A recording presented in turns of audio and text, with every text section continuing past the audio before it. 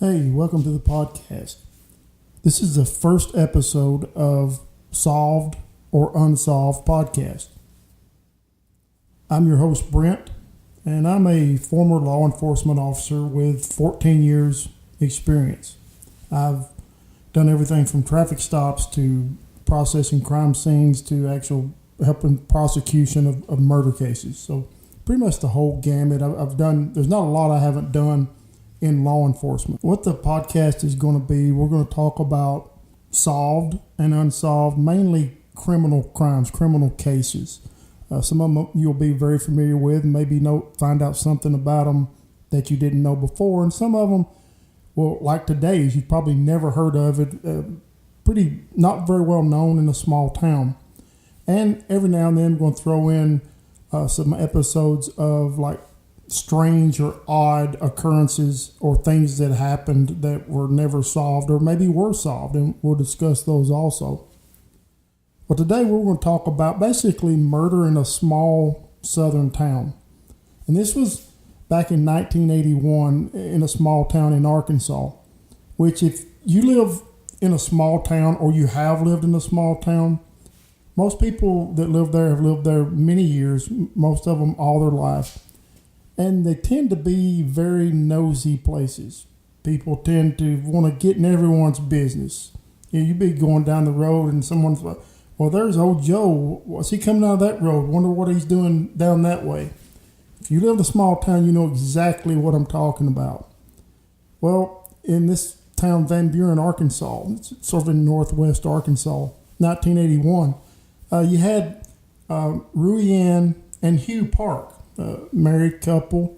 They owned the local newspaper, which back then it was a pretty big deal. I mean, small town, they owned the newspaper. They were considered pretty important people.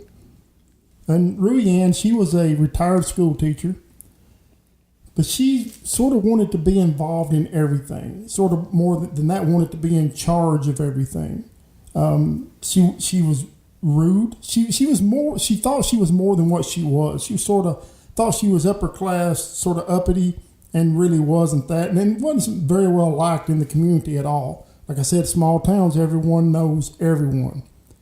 They had a kid named Sam, was their son, and when he was young, he was considered like very bright. He had talents. He was the only kid, so they sort of put him on a pedestal, especially Rui Ann. You know, she thinks she's better than everybody, so she's got this kid that's bright and talented, so she's showing him off all the time. But when Sam was 5, they decided that they wanted to adopt a little girl. So they adopted 7-year-old Linda. Now, when they got Linda, Rui Ann was just so excited about it. She used to dress her up in little dresses and put big bows in her hair, take her everywhere, sort of showing her off. Sort of like, oh, look, I got this little girl from an orphanage. Look how good I am. That kind of attitude. You know what I'm talking about. But something happened, and she very soon, everyone noticed, regretted adopting this little girl. It appeared that Linda was sort of shy. I don't know her background, but she was really shy and didn't seem as smart as Sam. Sam seemed like he was really sharp. But she didn't get the same attention from her parents, especially from Rui Ann. It was very obvious to everyone in the community. She just was treated different, almost ignored her. Like, people that saw her really, really noticed it and sort of felt bad for Linda. But it wasn't very long after that Hugh and Rui Ann, they divorced. Rui Ann still lived in Van Buren, Arkansas.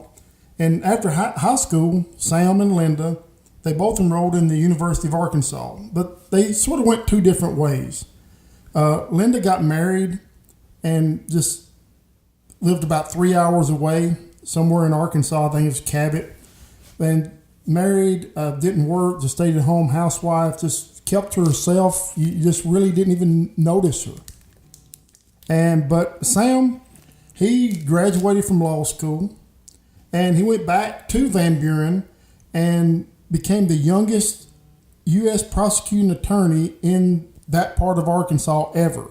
So it had two different lives, basically, which many families, many siblings do. One moved sort of away, got married, quiet, kept to herself. The other one became an attorney, came back to town. Hey, look at me, I'm a big deal, and sort of started showing that in this small town. Sam wasn't thought of very well in the community. This is 1980, 1981, and it came out that Sam was gay.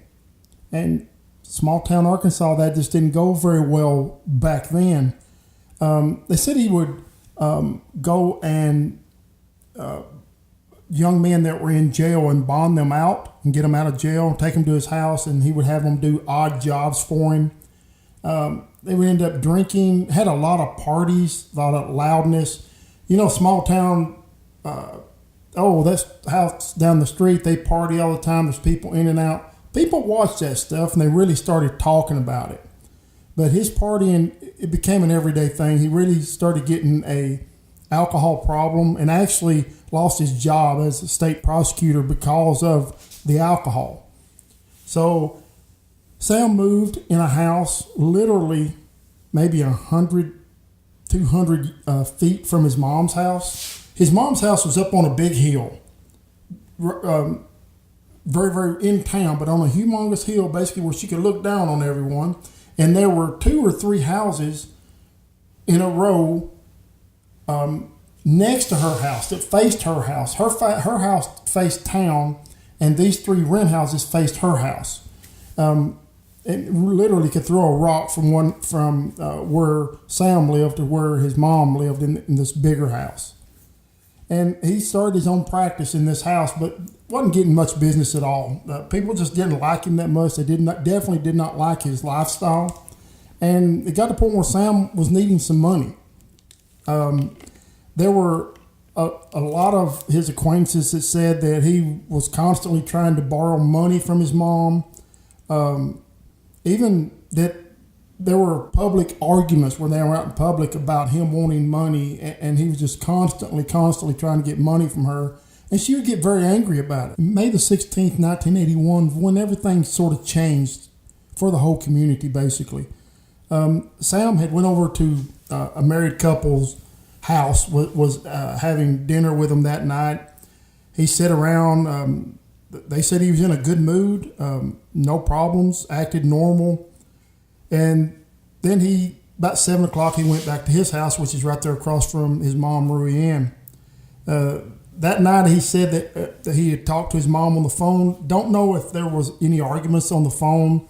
But then he said just as regular, he drank so much, he drank himself to sleep.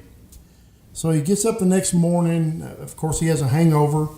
And he went outside and he looked, and his mom's newspaper, she got a newspaper delivered every day, was sitting exactly where it always was. And it's sitting in the same place because Rui Ann demanded that newspaper be in that specific spot. So I'm sure she chewed out the delivery newspaper person and made sure it was in that spot every time. Well, it was still there. And he didn't think a whole lot about it, just went about his day. But about 2 or 3 hours later, he looked and saw that the newspaper was still there. So he thought, why has she not got her newspaper? What's up? So he goes over to the house. The house is always locked. Even when Rui Ann is there, the house is locked. So he used his key, opened the key, walked in, and right there in the den was his mother, Rui Ann, laying in a puddle of blood in the den floor. So Sam calls the police, and he called his sister, Linda, which is in 3 hours away. So the police get there. They start their investigation. Now, this is 1981. In Arkansas, there's not a lot of, there's no DNA. There's no things like that. Back then, law enforcement, a lot of times it was, okay, I'm going to hire my cousin because they need a job. Law enforcement was totally different back then than the way it is now. There was a lot of the good old boy system, and didn't even really have to have any qualifications to be very good to be in the system back then.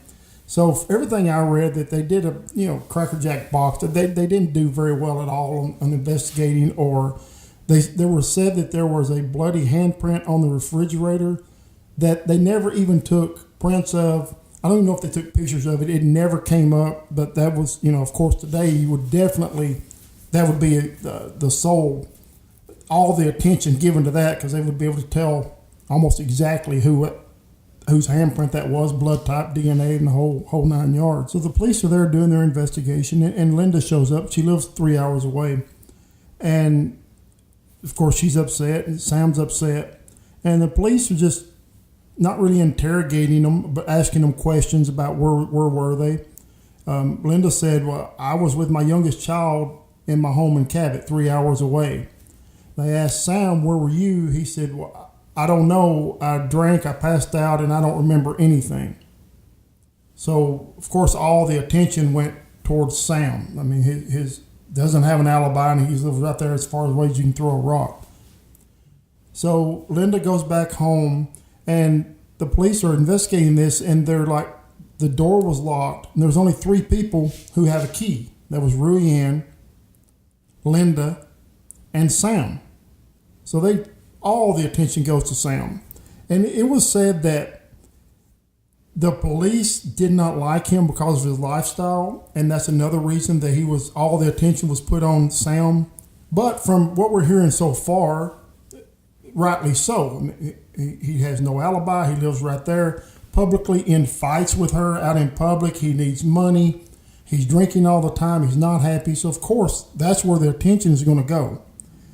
Now, they found out that it were 9 or 10 blows to the head with some type of foreign object is what killed Ruyanne.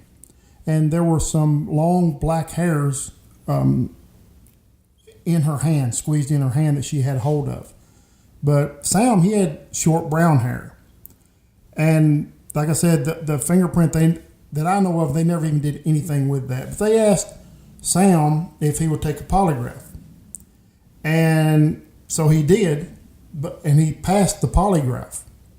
But the man who was giving the polygraph said that, well, he's so smart and he's a lawyer that he figured out a way to trick the test, so the test was graded as inconclusive.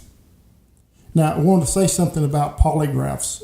Been involved in 7 or 8 murder cases, and probably 3 of those polygraphs were given. And was friends with one of the state examiners that gave the polygraph test. And he told me, because he gave them, he knew all about them. He said, Brent, if they're asked to give a polygraph for something that happened in Oregon, and you've never even been in Oregon in your life, do not take the polygraph. I looked at him, I said, why, man? I've never been there. What? I have nothing to hide. He said, a polygraph says what the examiner wants it to say. It is totally interpreted by the examiner and the questions that they ask. He said a good polygraph examiner can make a test say whatever they want them to say. And, if you think about that, that's the reason it's not admissible in court. But if you take a polygraph and you fail it, well, all the attention of the investigation is going to go directly to you. If you take it and you pass it, that still doesn't mean that they're not going to solely concentrate on you, just like in this situation. He passed the polygraph, but they said because you're a lawyer and you're so smart, you figured out a way to trick it. So the test results were inconclusive. So this is exactly what my friend was telling me. It's totally up to the examiner. So, hey, you folks do whatever you want to do, but I will never take a polygraph, ever. So, of course, everyone in town, they think Sam did it. Stuff gets out so quick in small towns. I'm sure it got out. It was inconclusive. Half of them just didn't know what that meant. Oh, he did it. Polygraph says it. So Sam's really feeling this. Anywhere he goes, people are staring at him. There's things being said about him. Oh, he killed his mom for the inheritance money, all that. Well, Sam was a real heavy drinker. Well, he just really intensified that at this point. He got to where he's ordering whiskey by the gallons, just drinking nonstop all the time. And there was one day he started coughing up blood. And this is about 2 years after Ruyanne's death, and he was rushed to the hospital. And before the investigators had enough evidence to get an arrest warrant, which if it's been 2 years and you haven't got enough evidence, you're probably not going to get one. But Sam took himself out of the investigation. Sam passed away from the effects of alcoholism. He was just 40 years old. But to most of the people in the town, with Sam passing away, they thought, well, Ruian's murder, it's over. Sam was guilty, and he executed his own death sentence. The case is over. Sam did it. And Linda, who is 3 hours away, her mom passed away, and now her brother Sam. She said in that 2 years after her mom passed away, she never even saw Sam. I talked to him once or twice on the phone, but never even saw him. They were not close at all. But Linda had problems of her own. She was married to a gentleman named Howard, and they had 4 children. But Linda found out that Howard was having an affair. So they get to talking, and Howard wants a divorce. And Linda said she got custody of the 2 younger boys, but Howard got custody of the 2 older boys. Howard was supposed to get the house and most of the assets. And Linda, for some reason, she just agreed to this. And about a month later, she found out that the new girlfriend, that Howard had bought her a big, giant, expensive engagement ring. And something just snapped in Linda. It just pissed her off. Her whole attitude changed. She got mad. Now I want all the boys. I want the house. You're not getting anything. And so Sam's like, wait. We need to have a meeting. So Sam set up to have a meeting in his office. He's an attorney. Howard is an attorney. Linda's husband, Howard, is an attorney. He said, we need to have a meeting. Come here on this day, and we'll meet right here in my office. Now, what Howard did is he contacted the local police, which is the Van Buren police, and had them bug his office with listening devices and recording devices. So Linda gets there, and they're talking about the divorce. Well, all of a sudden, Howard starts questioning her about, well, where were you the night your mom was murdered? And she said, well, I was here at home with the youngest kid. Well, Howard was let me think of the word, power hungry. He had to be in control hunger all the time. He had to know what was going on. And Howard was going on I guess you say camping, what he said was a camping trip. I think it was sort of a getaway to be with his new girlfriend. He was such a control freak. They had 2 vehicles. He took the one camping with him. They had another one, which he did not allow Linda to drive. I don't know why. Just so, I guess, power-hungry control freak told her not to drive the vehicle. Well, before he left, he had written down the odometer mileage and took it with him. When he got back, he checked it and saw that there was a big discrepancy in the mileage, that the vehicle had been driven quite a bit. So he starts questioning her. Linda thinks she's there talking about the divorce and who gets what. He starts questioning her about that and really, really on her, like really an interrogation at this point. He said, where did you go? What was this? Well, finally, Linda just lost it, blurted out. She said, I did it. I drove to Van Buren. I was going to talk to my mom about us, about this divorce, your affairs, and I needed to be consoled. But that's not what happened. As Ruianne, her mom, had always done, she belittled her. She talked down to her. She was just going to get comfort from her mom. Some reassurance of, oh, it'll be okay. But no, Ruianne said, you should have never married that man. Your life is horrible. You're a horrible person. And Linda says she just snapped. That she grabbed the first thing she could, which was it was like a trophy with where Sam had got whenever he left the prosecuting office, like a gavel with a trophy. She grabbed it and hit her mom, Ruianne. She had 9 or 10 times over the head. So she was laying there dead. She left the house, locked the door back, and drove back 3 hours to Cabot. So her husband, Howard, has all this on tape. Well, he takes the information and takes it to the police department. Well, of course, they now call Linda Ann to question her and show her the evidence. Look, we got you right here saying all this. Well, she admitted to all of it. She didn't lie to the police once confronted by it. There was never a trial. Linda admitted, yes, I did it. The murder charge was dropped to a second-degree murder, and she was sentenced to 20 years in prison with the possibility of parole. Well, Linda, after 4 years, she was paroled and got out. Don't know why. That's really, really quick. I couldn't find out why, but she only served 4 years. And information that I have is she still lives here somewhere in Arkansas. It's not known. Very quiet, keeps to herself, no problems whatsoever, because this was in 81, so she probably got out 85, 86, something like that. As far as I know, she still is alive, but very quiet and keeps to herself. But this crime would have never, ever been solved if it wouldn't have been for the control freak husband, Howard. Because as far as law enforcement and the town were concerned, Sam had killed his mother and Sam had died of alcoholism.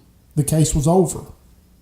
Well, because of this divorce and all this, and Howard wanted the kids and wanted the house and everything, got his wife into his office, had it bugged, and basically interrogated her where she just lost it. Now, yeah, whenever the police called her in to question her, she didn't have to say she did it. She could have fought it in court, fought it with a trial, said that the evidence was obtained unlawfully. A lot of things could have come up in trial on that about the way the information came out. But I don't know. She just, yes, I did it. I want to get it over with. I went there to get consoled. She belittled me. I was tired of it. I guess after so many years of being pounded and pounded and pounded by her mom, just, verbally and emotionally, I guess she had just had enough. That was it. I hope you enjoyed the podcast. I would like to ask you to follow me on social media. I'm on Twitter and Facebook, Solved or Unsolved. Look me up on either one of those. Also, my website will be up in a couple of days, solvedorunsolved.com. Go there. The episodes will be there. There's going to be other things. I'm just right now finishing it up. It should be up and going. But social media, I really need some help on that because I've just started out. I have like 2 or 3 followers or something like that. So I really appreciate following me on Twitter and Facebook. Also, if you enjoyed the podcast, please give me a positive review, especially if it's on iTunes. Leave me a good review and subscribe to the channel. Also, if you enjoy this, please tell your family and friends. Many, many more episodes to come. Please send me an email at solvedorunsolved@gmail.com. Also, the link will be on Facebook, Twitter, and on the website. So thank you so much for listening.